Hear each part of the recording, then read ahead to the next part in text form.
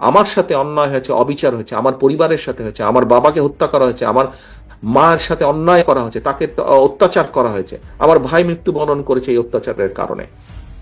আজকে এর জবাব যদি আমাদেরকে দিতে হয়, এই অন্যায় অত্যাচারের, আপনাদের সাথে যে অন্যায় হয়েছে, আমাদের বহু নেতাকর্মী, বাবা মারা গিয়েছে, মা মারা গিয়েছে, স্বজন মারা গিয়েছে, হাত করা অবস্থায় তাকে জানাজা পড়তে বাধ্য করেছে, আমাদের বহু সহকর্মী মারা গেছে জেলখানার ভিতরে হাত করা পড়া অবস্থায়।